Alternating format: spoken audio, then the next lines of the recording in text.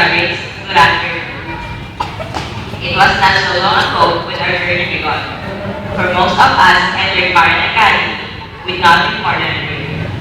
And today, March 28, 2012, together we stand as survivors, armed with knowledge, skills, and values to bring this dream closer to reality.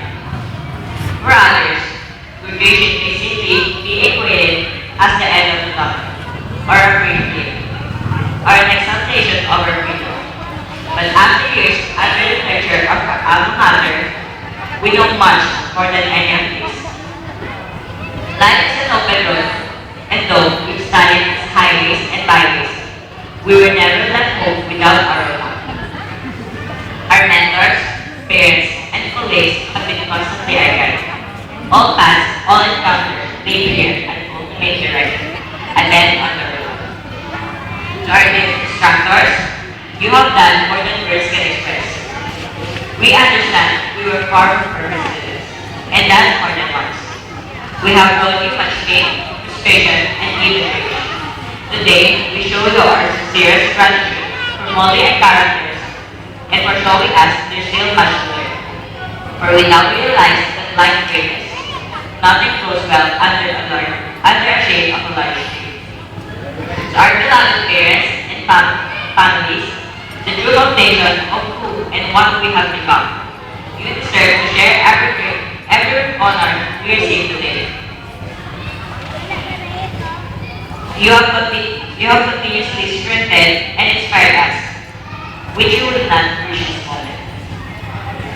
You have given all much to see this day, and we hope in some ways we made you proud. To our classmates, our colleagues, our friends, both with us and in us, you have followed this journey with laughter, joy, peace, and conflict. The time has come swiftly, and the time has come and you will swiftly. The time has come and you will swiftly. And when one glances back past, the time belongs to you. That you are, it's a blessing that we have shared few of our memorable years together. This time shall remain forever, wherever life may lead us. And our Almighty Father, the beginning and end of all things, we only stand here because you called us to enter and guided us on our way. Thank you for the blessings and the opportunity and the glory that is offered back to your name. Rehearsals are over and the show is about to begin. As we part, we do not know where life shall take us, but we steer behind the wheel.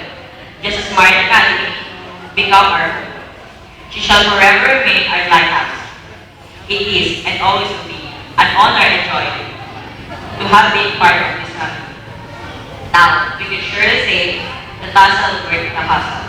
I'm J. Sakatani, a proud graduate of Marian Academy. Thank you. Good afternoon.